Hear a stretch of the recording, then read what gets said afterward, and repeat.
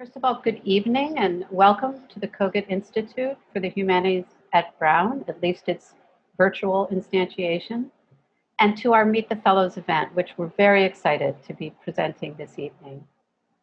I'm Amanda Anderson. I'm the director of the Institute, and it's my great pleasure to be the host for this event, which will showcase the research of our annual fellows through a series of short, engaging presentations.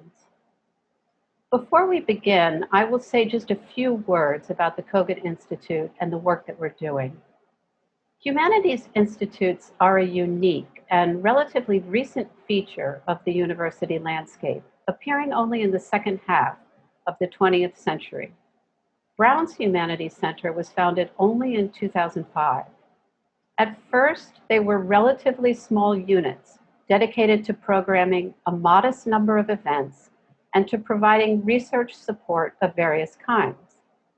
But over the past 20 years or so, humanities institutes have become increasingly important to the larger university ecosystem, and more particularly to the overall health of the humanities, serving as vibrant laboratories for collaborative research, curricular innovation, and cross-cutting programming. Most essentially, humanities institutes showcase important humanities research and bring the humanities into dialogue with other areas of the university. Perhaps one of the most important aspects of our own expanded mission has to do with curricular innovation keyed to new research.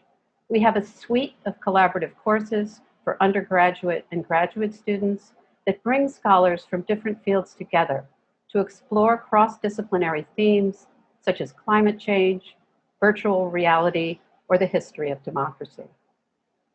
We also serve as an intellectual commons through interlinked programming and research initiatives on topics in environmentalism, racial justice, the global humanities, and the interplay between the humanities and the arts. This year, our programming will focus on several themes of a special urgency: the entrenched problem of anti-Black racism and the complex forms of racism across the globe, topics in environmental humanities, and the public health crisis of COVID-19 and its attendant economic effects, which seriously impact graduate students and early career scholars in the humanities. We will be featuring special programming in this context on the challenges and opportunities of the 21st century humanities PhD. Many of the speed talks you will hear tonight will reflect powerful engagements with societal challenges as well as deep inquiry into complex histories, cultures, and artistic traditions. At the core of the Institute is the Fellows Seminar, where annual fellows gather weekly to pursue research projects. These annual fellows include faculty, undergraduates, graduate students, and postdoctoral fellows. This bringing together of scholars from different stages of career is one of the most generative and unusual aspects of our fellowship community. The Cogut Institute is relatively unique, moreover, in its inclusion of undergraduate fellows, and you will be hearing from two of our undergraduate fellows this evening. Another distinctive feature is the impressive cohort of postdoctoral fellows, jointly housed in academic departments and the Institute. Postdocs add enormously to the life of the Institute, bringing cutting-edge research questions to the Fellows Seminar and to their teaching within departments. I'm happy to announce this evening that a challenge grant from the Mellon Foundation, along with two individual donors, allowed us to create this year a permanent endowed fund for our Mellon postdoctoral fellows. All of us at the Cogut Institute are very grateful to foundations like Mellon and to the Brown alumni and others whose donations support our people and make our programming possible. Usually at this time of year, we would be having our annual welcoming reception, at which the fellows would be introduced and the larger Cogut community would be looking forward to the year ahead. Instead, thanks to the dedicated teamwork of the Cogut staff and Brown's Media Services Department, we will bring this event to you virtually. And it must be said that in needing to make a virtue of necessity, I think we hit on an innovative format that will be quite engaging. Here's how we're going to proceed. I will introduce the fellows two at a time, and the talks will proceed in pairs of two. We'll be mixing up the groups of fellows so that you will hear scholars from different stages of career in each pairing. We made some effort to pair talks that had a connection to each other, and we invite you to be thinking about how the various talks speak to each other. Our first speaker will be Marysol Fernandez, an undergraduate double concentrating in comparative literature and economics. She's working on a senior thesis in the translation track of the comparative literature curriculum.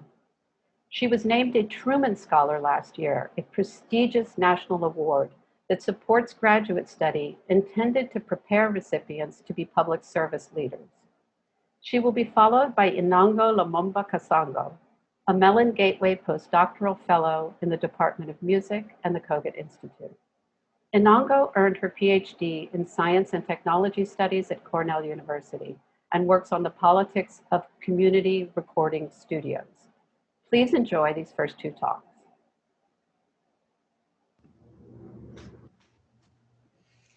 Good afternoon, everyone. Thank you for being here.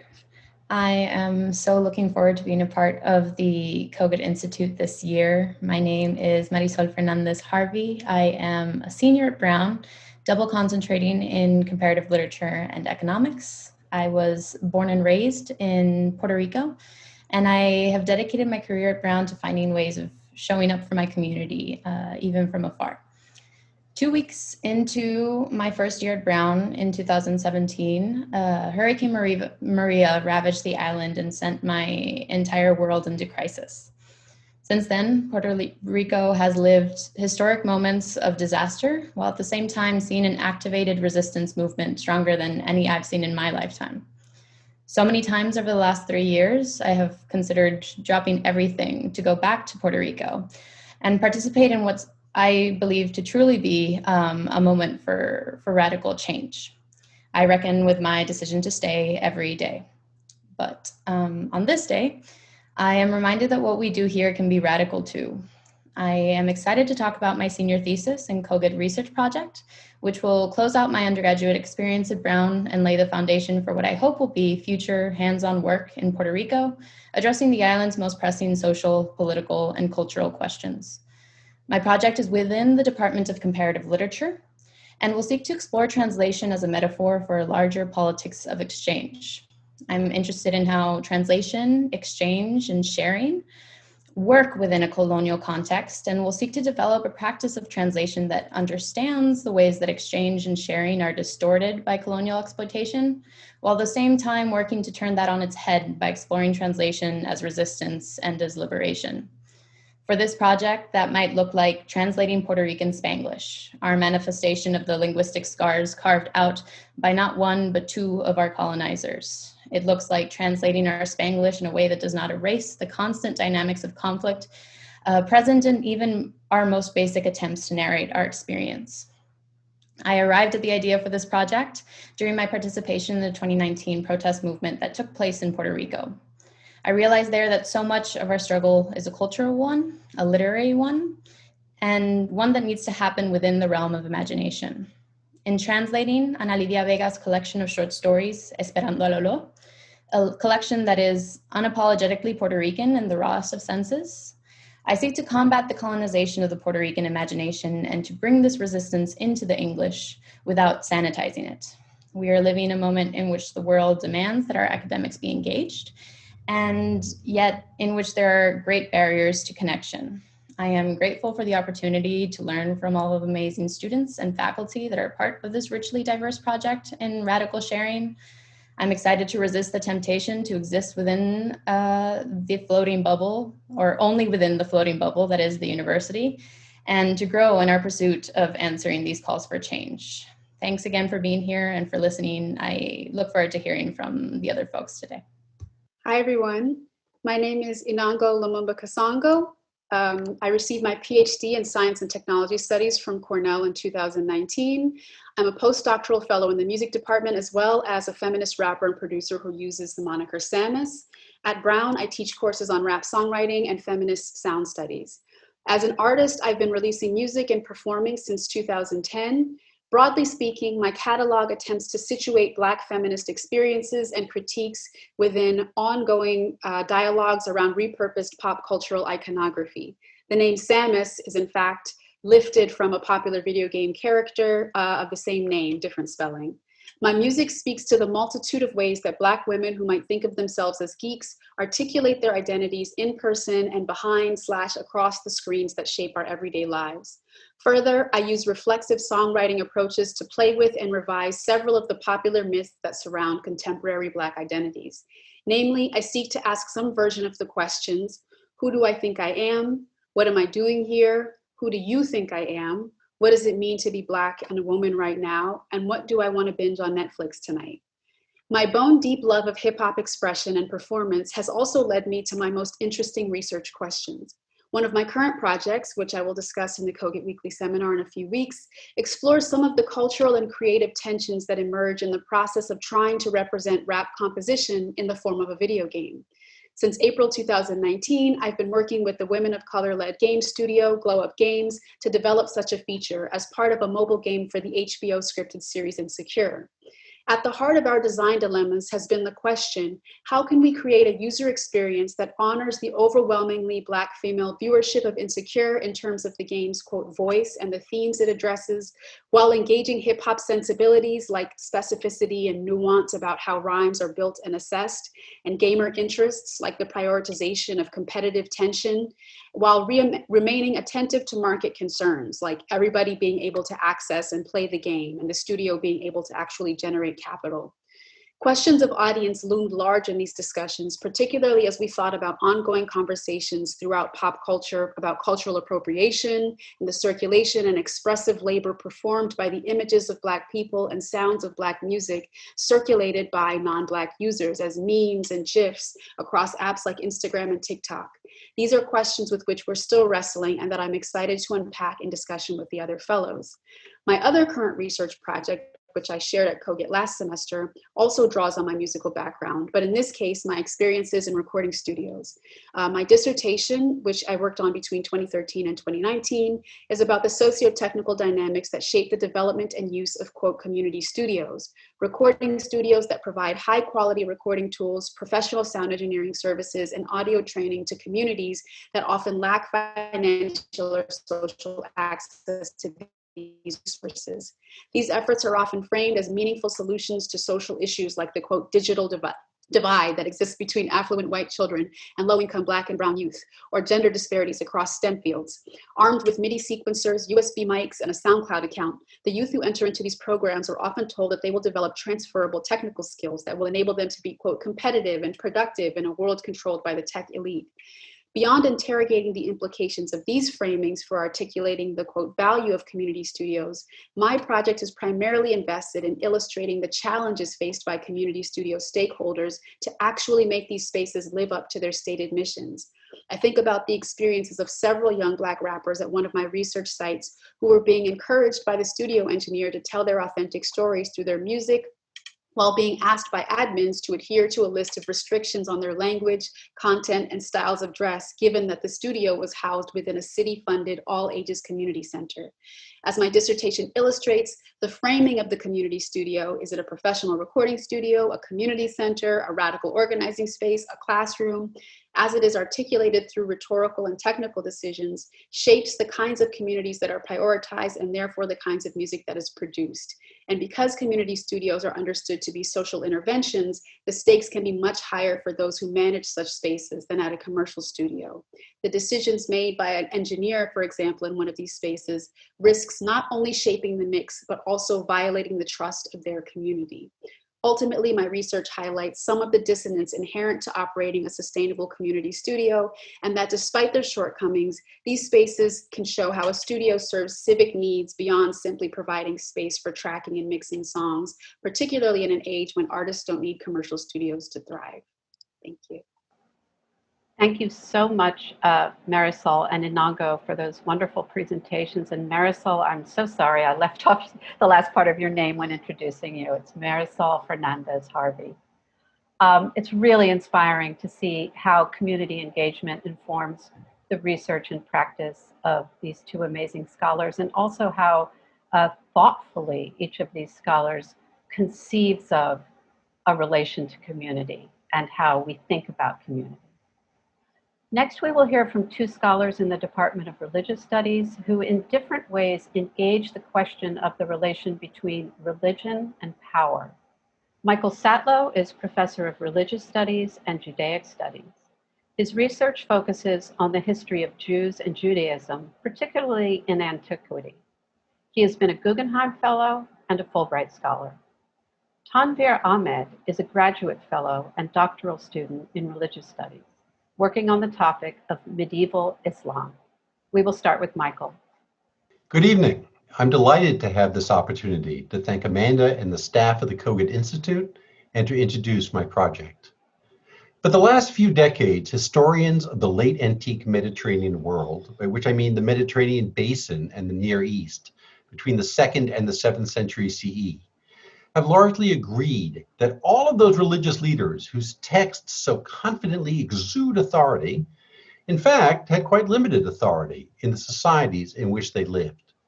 The rabbis and the bishops lived much in their own bubbles, sometimes seeking to play a larger role, advancing their visions of what Judaism and Christianity should look like, but oftentimes not.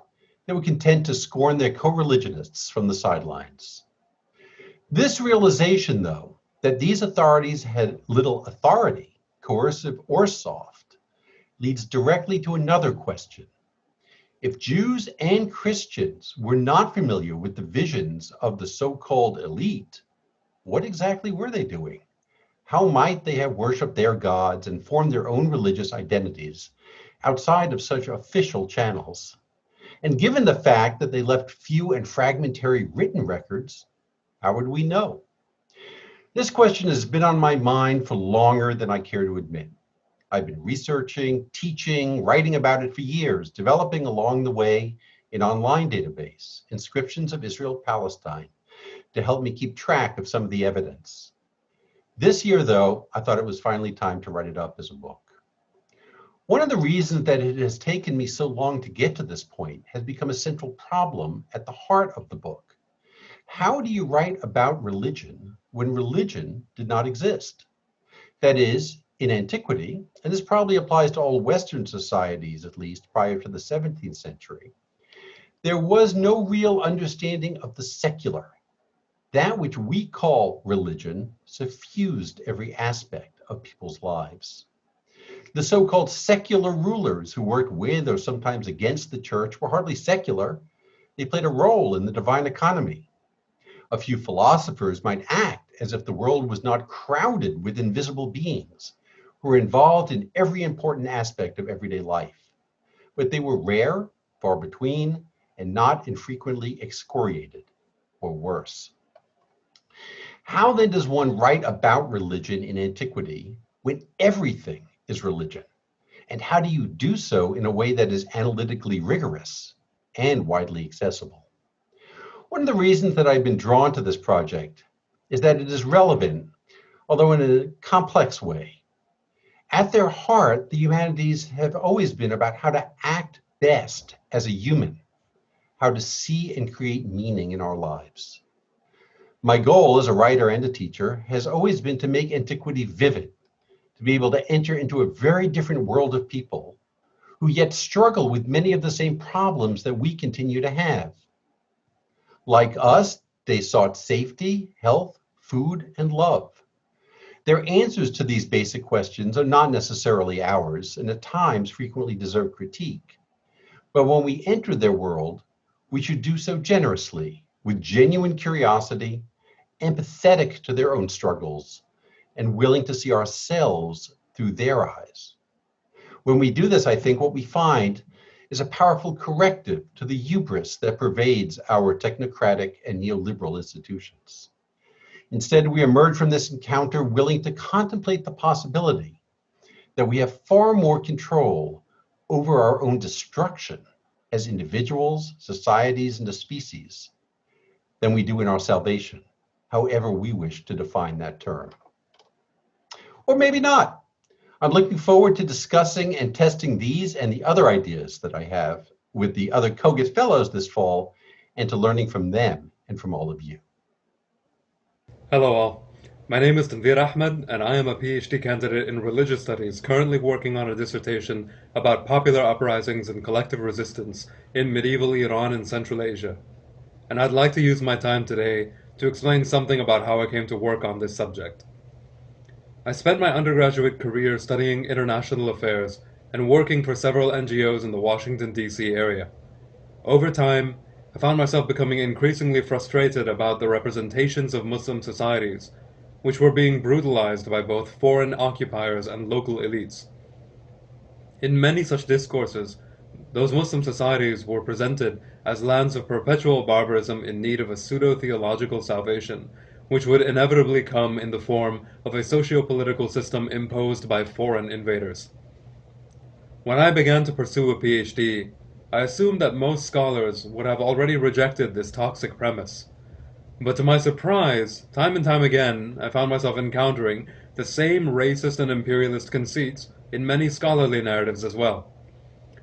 I read and listened to scholars claim that Muslims have never articulated any theories of rebellion or resistance which are comparable to the theories of Western European authors writing in medieval England and France. I encountered scholars who dismissed historical instances of tyrannicide and revolt in Muslim societies as quote-unquote historically irrelevant, rendering them aberrations, which interrupted a normative pattern of political quietism. And I came across scholars who argued that ideologies of political resistance only appeared among Muslims in the 19th century, after decades of European conquest and colonization. I want to note that I personally have had the immense good fortune to work with advisors who have never expressed such views. Now, the overlap between scholarly, policy, and media narratives about Muslim societies shows the extent to which we as academics are complicit in the oppression being experienced by members of those societies today. The representations of Muslim pasts during the so-called War on Terror have supported the civilizing missions of Euro-American states by creating perennially barbaric spaces which can only be civilized through a process of violent domination and a subsequent restructuring of society along Western lines. Meanwhile, the experiences of centuries upon centuries worth of Muslims who sought to combat tyranny and oppression on their own terms, without any reference to Western thought, are rendered as historically irrelevant and politically inert. By working on a dissertation project about the experiences of such historical subjects, I seek to make some sort of contribution to the ongoing efforts to challenge this dangerous premise. Efforts which involve writers, thinkers, and activists across the globe who seek to reclaim the power to write history away from the present-day imperialists and their allies. My hope is that by doing so, we can both highlight academic collaboration with imperial power today and also help to reflect on how to better conduct ourselves as social actors in the world. Thank you. Thank you for those two very powerful talks. And I especially want to thank Tanvir, who was unable to be here, but sent in a recorded copy of his presentation. And it just brings to mind, I mean, we are mindful that many of our students are juggling complex situations at this time, and we appreciate his working with us to ensure that he could share his work this evening. It's just wonderful that he made that extra effort. Our next speaker is Cindy Nguyen, an International Humanities Postdoctoral Fellow in the Department of History and the Cogut Institute. She earned her PhD at Berkeley and specializes in the history of Vietnam, Southeast Asia print culture, and the history and politics of libraries. Cindy will be followed by graduate student fellow Allison Pappas, a doctoral candidate in the history of art and architecture. Allison's research focuses on the theory and practice of the art of photography. Let's turn to Cindy now. A solitary man pulls a book from the library bookshelf. He is surrounded by an seemingly infinite number of books, meticulously organized and labeled across 2 floors here. He is not a library patron, but a Vietnamese library clerk who fetched requested materials from the book storage depot for eager readers at the Central Library Reading Room in Hanoi. Who was this clerk? What books did he retrieve? Who requested them and why? And secondly, why was this photograph even taken? Hello, my name is Nguyen, and I'm a postdoctoral fellow and teach and research Southeast Asia. My primary project is my book manuscript titled Misreading: The Social Life of Libraries and Print Control in Vietnam, 1865 to 1958. I focus primarily on the state central libraries in Hanoi and Saigon and argue the following. First, to build libraries is to build the state. Libraries legitimize the authority of the state as infrastructures of symbolic modernity, print control, and documentary heritage. Second, library users shape the everyday mission and social function of the library beyond the hegemonic aspirations of the colonial and post-colonial states.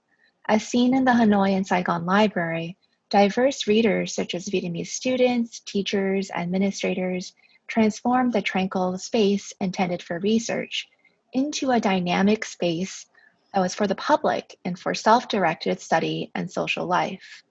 Photographs such as these appeared in official colonial government reports on library and archive services, and within exhibitions on urban and modernization initiatives during the French colonial period in Vietnam. They convey the library as orderly and abundant, a storehouse of modern knowledge, methodically organized by French concepts of library and information science. Yet my research also uncovers the everyday dramas and lived experience of library life. Constant rule breaking, overdue and stolen books, troublemaking librarians, and a dynamic social space where lovers rendezvoused in the stacks and Vietnamese readers retreat from the hot Hanoi summers under the calming fans of the reading room. The study demonstrates how builders and users articulated the meaning of public through the functions of colonial state libraries to serve its readers, preserve documentary heritage, and to operate as a broader instrument of public education and moralization. With attention to labor, access, and space, this book sheds light on the politics of gender and race in libraries and its legacies in post-colonial nation building in Vietnam. Besides this project, I'm also currently producing a poetic documentary film on the language of Vietnamese refugee remembrance and history. So I love to talk libraries, visual narrative, digital humanities in Southeast Asia. So please reach out to me to grab a virtual coffee. You could read more about my project in my upcoming journal article titled Reading Rules. That's fresh off the press in the latest issue of Journal of Vietnamese Studies. Thank you again for this time. I hope to connect with all of you. Hello, I'm Allison. As Amanda mentioned, I'm a graduate student in the History of Art and Architecture department, writing a dissertation on the conceptual frameworks through which we think about photography. The seminar paper that became the first kernel of my project came from one of those aha moments in class, or maybe it was a bit bigger than that. It felt like my fundamental understanding of photography exploded and everything had to come back together in a new way. We read an essay by Laura Saltz, an Americanist at Colby College, that redefined our current understanding of a term often associated with photography in the 19th century, pencil. In the years following the announcement of the invention in 1839, common phrases referred to the medium as the pencil of nature, light as the draughtsman, the sun as engraver, and so forth. As generally interpreted, such references to the pencil underscored the relationship photography was presumed to have with art, one in which it was generally found lacking by comparison. If the sun takes the pencil into its own hands, so to speak, the imaginative genius and technical skill of the human artist are rendered irrelevant. This understanding of pencil has been tied to the historical narrative of photography's formative years almost from the beginning, and generally as a means of examining the medium's contentious claims to be considered a capital A art. But, as this essay demonstrated, in the early 19th century, the term pencil denoted not only the fine brush of the artist, but also a ray or narrow beam of light. Light was a subject of general scientific interest in the early 19th century, and photography first derived from experiments in chemistry and optics. The sun literally had pencils that left marks on a photosensitive surface. The phrase pencil of nature intentionally married artistic and scientific connotations, expressing the pictorial possibilities of the medium and the generative power of light in one. I think I responded so powerfully to this double meaning and the means of investigation it opened for me because it's part of the Brown ethos. I was actually an undergraduate student here as well and learned to think openly and synthetically, making connections across disparate fields. Looking for the variability and multiplicity of meanings in an association, rather than the codified paradigms we tend to perpetuate about photography today, felt immensely freeing. I began to question where our primary theoretical assumptions about the medium came from, how they changed along the way, and in some cases, how accurate or relevant they are now. For example, one common idea that I think most of us are familiar with and likely even draw on ourselves sometimes is that photographs somehow capture and represent a moment of time. Under closer consideration, this notion doesn't really make any sense. Time is not a thing that can be photographed. So what exactly are we attributing to the image and suggesting that it is? To get at this problem, and with Laura Saltz's beautiful conceptual duality guiding me, I began with the only thing that actually is captured on a photographic surface: light. More specifically, I look at late 19th century astronomical photographs of stars, in which light serves as a measure of time. Stars beyond human vision register through the gradual accumulation of silver deposits on a photosensitive surface. The farther away, the longer it takes them to appear. The extended duration of exposure graphically renders visible light, and thus time, as the two are bound together in space. Each of the case studies in my dissertation approaches a long-standing association in this way, reconstructed from its often rather different roots in a given historical moment, and reconsidered in light of the particularities of the photographic process. I suggest that the ideas used to make sense of the medium are actively formed in relation to the material photograph itself. Thank you. Those were beautifully crafted and truly revelatory presentations. Thanks so much, Cindy and Allison. We will hear next from one of our undergraduate fellows, our second undergraduate fellow presentation, Nicole Yow Wei, a history concentrator. Nicole works on print culture in pre-war Singapore and Malaya. She's also developing the Digital Humanities Project, Chinese Books of the Malay World, a digital tool usable by researchers of Sinophone and Malay World Studies.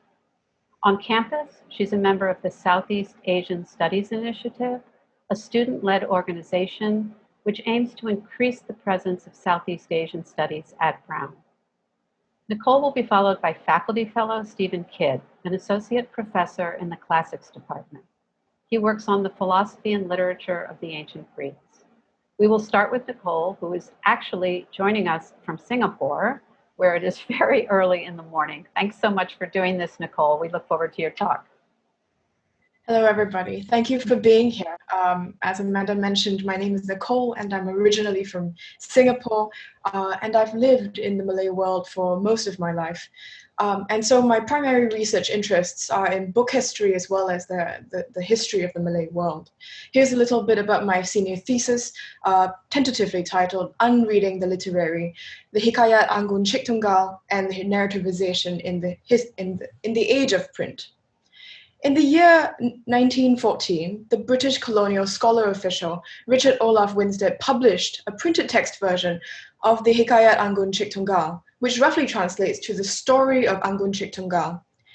This is a hikayat or narrative prose tale from West Sumatra. It was recited by none other than Pawang Ana, a Pawang, or a Malay Sufi miracle worker who was famous for his magical powers. This hikayat's transposition from the oral to the written print media was significant in that it completely reoriented the social life of the hikayat itself, from how the tale was consumed to how the hikayat was also dramatically altered as a medium of history telling. In my research, I concern myself with precisely this. How can we read against the grain of the written and the literary to uncover how the Hikayat Anggun Cik Tunggal was engaged in retelling history? To answer this question, I engaged principally the methods of the history of the book in order to think about the very medium of this Hikayat. Well, first of all, what is the history we speak of here? The Hikayat Anggun Cik Tunggal features the Malay prince Anggun Cik Tunggal and his dealings with 3 Portuguese kings. In the tale, the Malay prince emerges triumphant in battle over the Portuguese. At first glance, this may appear to be an act of reauthoring the events of the 1511 Portuguese arrival in the Malay world. But we must attenuate our impulse to brand it a piece of anti-colonial satire. By most standards of dress and custom, these Portuguese kings were more or less indistinguishable from Malay rulers. The only marker of these kings' status as foreigners are their preoccupations with Christian proselytization, and also the fact that they apparently speak Nazarenes, which is a language that's presumably Portuguese. In fact, the Prince Anggun Chik Tunggal seems almost happy to be associating himself with these Portuguese kings. The main line of conflict in Hikayat is, instead, the matter of adat, or Malay traditional custom, especially the adat concerning the conduct befitting of a king. The prince is highly successful in matters courtly and on the battlefield, as he is careful to abide by adat when making advances on these fronts. Simultaneously, however, he fails to observe adat in his romantic life, and the results are both hilarious and chaotic. The medium of the oral tale is all important for proper appreciation of how the process of storytelling worked. In traditional Malay modes of storytelling, oral tales are not memorized wholesale. Instead, they are recreated schematically while in performance. A storyteller would have in mind the general arc of a story, and the story was in turn composed of several narrative motifemic tropes which are highly conserved throughout ranks of Malay storytellers. In this way, the introduction of foreign elements, for example, Portuguese characters, this did not significantly alter the narrative forms that a storyteller had in their repertoire. When presented with new material, storytellers would simply place these foreign elements into familiar slots in a traditional narrative arc.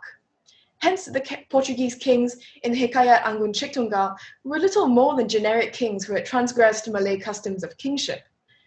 This principle corresponds to what G.L. Costa calls the commemorative impulse at the heart of oral cultures in particular.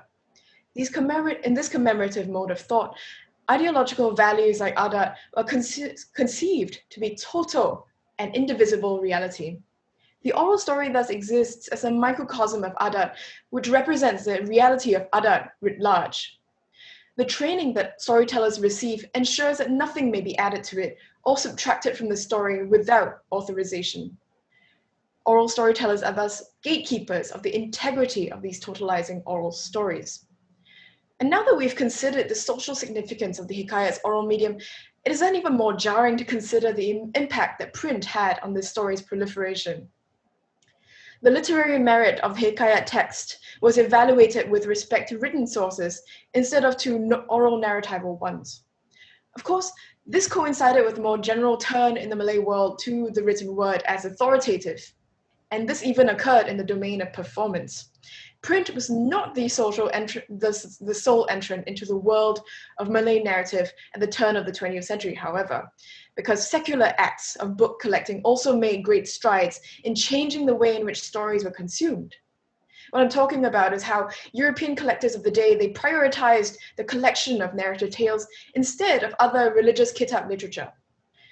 The Hikayat Anggun Chik Tunggal was thus collected as one such traditional tale, but this was in fact an artifice of colonial scholarship since the Hikayat was hardly secular. Along with the fact that the tale was recited by a Sufi miracle worker, the Hikayat also featured many Sufi narrative elements. Its collection and its subsequent publication did not merely prize it from its oral medium, but also from its religious provenance and significance. What's next, you might ask? Well, during the course of my work this year, I hope to translate the Hikayat Anggun Chik Tunggal in order to examine its Sufi modes of narrativization. In this respect, I will dedicate focus to elucidating the limits of describing this Hikayat Sufi narrative as an act of history-telling. Well, I must say the year ahead promises to be very exciting indeed. Hi all. During my Cogut grant, I'm writing about an extremely influential, but not so often read Greek writer from the 2nd century CE, Lucian of Samosata. He's thought to be the father of the science fiction novel, and his satires and humorous essays have been bestsellers for most of the 2,000 years or so since writing them.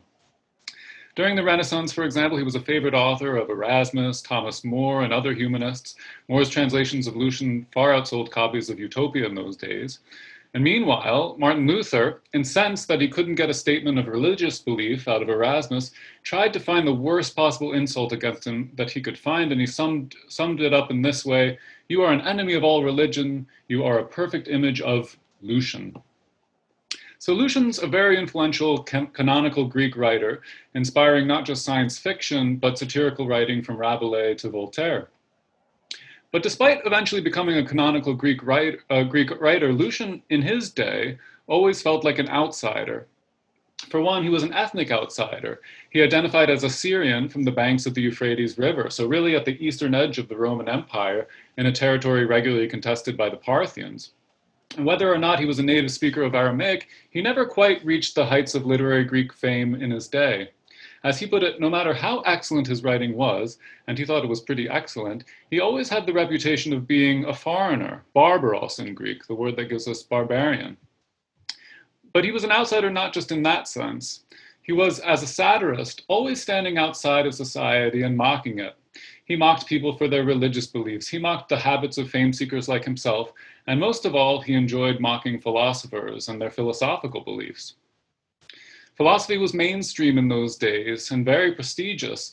The Stoic philosopher Marcus Aurelius, after all, was at the head of the Roman Empire, different times. So philosophy was a natural target for Lucian. Over and over again, Lucian mocks these various philosophical schools, from the Stoics to the Epicureans to the academics for their dogmas and beliefs. In fact, he mocks them for the very fact of their beliefs, the very fact that certain philosophers were claiming to discover truth in any form. So this is the first piece of my question about Lucian. If all philosophical belief is to be mocked, what is his own view of the world? Sometimes he seems like a skeptic, claiming at one point that all belief should be suspended. Epoche is the word in Greek. But what does that actually look like for Lucian, going through life with suspended beliefs? The second piece of my question is something like the inverse of suspended belief, since it has to do with the nature of Lucian's fiction. Lucian was a fiction writer, not just the supposed inventor of science fiction, but do you remember Mickey Mouse and the Sorcerer's Apprentice from Fantasia? That was originally Lucian's story. Anyway, at the beginning of his absurd tale about his trip to the moon, he says, "When you read this story, don't believe anything I say." It's a game, because at first it's easy enough. When we read about his elephant-sized fleas or grass-feathered birds, there's no question of our believing it. But the more we think about it, the more we notice that it's very difficult to say, "Don't believe this," as fictional images pop into our mind as if we could suppress them while reading. Why is this? We don't believe the fiction, yet somehow in the act of reading, we suspend our disbelief, as Coleridge puts it. So that's my project at the Cogut this semester. How do these two pieces of Lucian fit together? On the one hand, he's promoting a suspension of philosophical belief in our lived lives. On the other hand, he's promoting a suspension of philosophical belief. On the other hand, he's exploring the suspension of disbelief in our fictional experiences. With belief suspended, where do we draw the line between fiction and life? If we suspend our beliefs, are we living lives of fiction? And as avid readers of fiction, are our actual lives, in some sense, lived there? Thanks very much. Thanks so much for those fascinating talks, Nicole and Steve. I hope you're all as impressed as I am at the work that our undergraduates are doing here. And I think that, one aspect of Steve's project is that it shows how important the study of a single author can be within humanities research. And I think that's something that we really need to protect and value. We now turn to our final pair of speakers, after which I will say just a few words in closing. So Dadland Maye is a Mellon postdoctoral fellow in the Department of Africana Studies in the Cogut Institute. He works on queer social justice movements, exploring critical new understandings of the constructions of gender and sexuality in the African diaspora, with a special emphasis on the Caribbean. Our very last speaker, last but not least, will be Esther Whitfield, Associate Professor of Comparative Literature and Hispanic Studies. She focuses especially on post-Soviet Cuba and will be presenting her current work on writing and art about the Guantánamo naval base. We'll turn now to Dadland. Okay, well, thank you, Amanda. And thank you to the Cogut Institute. Again, my name is Dadland Maye. I am a postdoctoral fellow in Africana Studies department. My work focuses on gender and sexuality, social justice movements in the Caribbean. I earned my PhD at the Graduate Center, City University of New York. My book manuscript is titled The Making of a Queer Caribbean, Grassroots, Dance Hall, and Literary Advocacy, and this is between 1975 and 2015. The project asks, what is the history of queerness in the Caribbean? By examining the interactions between literature, dancehall music, and LGBTQ grassroots mobilizations, my inquiry provides new historical and theoretical understandings about gender and sexuality in the Caribbean and automatically the African diaspora. It also makes a significant contribution to the field of queer studies by highlighting the intersections between queer lives and narratives of the Caribbean and those in the United States.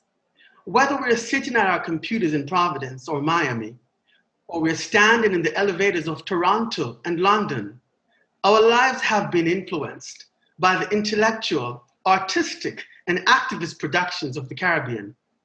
My labor here is therefore to further ongoing processes that facilitate our ability to locate and integrate our many under-acknowledged selves. My emphasis on social justice is importantly designed to credit the individuals and institutions that have taken risk to think, to write, to sing, to perform, to protest, to just be present in apolitical moments. Many years ago, I arrived in the United States as a broken queer body, humiliated in the streets of my home country, Jamaica, scarred in the face at a very young age, left feeling suicidal, afraid of the streets, the culture, but also afraid of my family, including my very own father, who wanted me dead. Of course, I was left feeling ashamed of my body and my erotic desires. I was later granted political asylum. Today, I'm an American citizen, writing an academic book about the very subject that had destabilized me, queerness.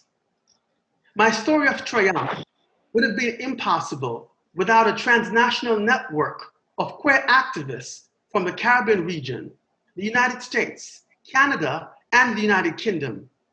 Drawing on this past invigorates my intellectual curiosity about the territories of social justice and sexuality through the lens of Africana Studies.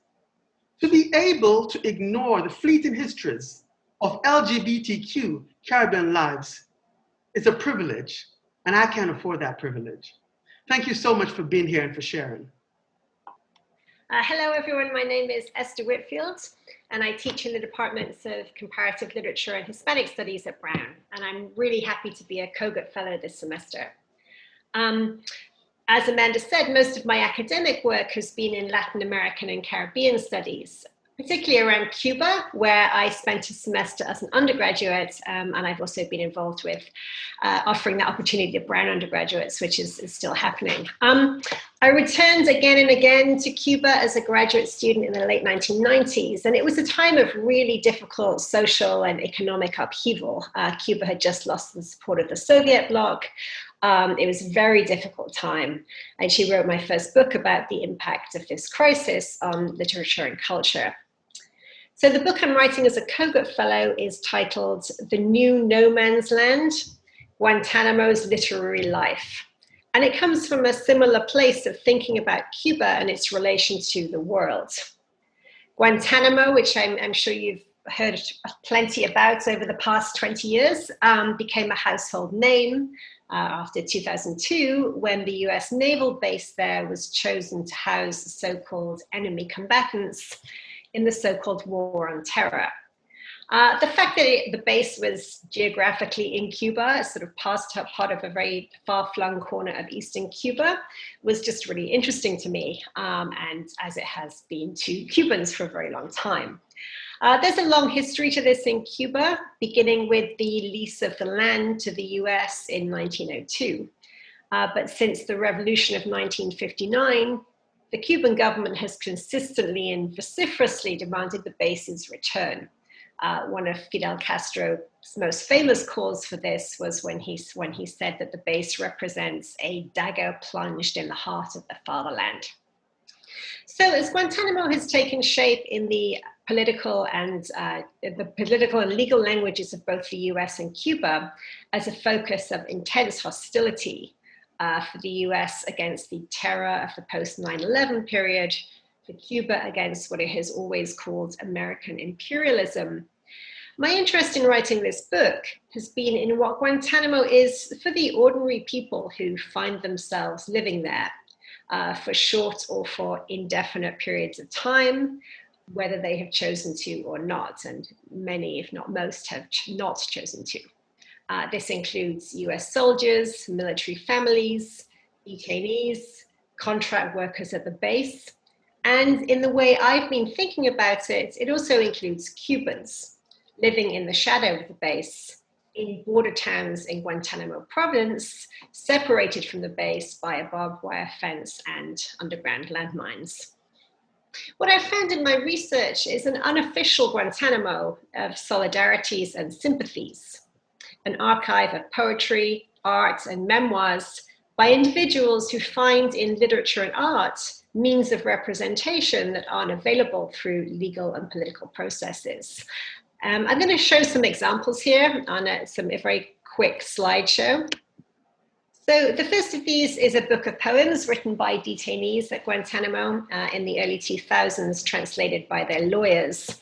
And what's been interesting to me about this collection is that a number of the poems really reach out to Cuba as a place of potential solidarity. Detainees were not initially told where they were, but once it became clear they were in Cuba, this represented some form of comfort for some of them.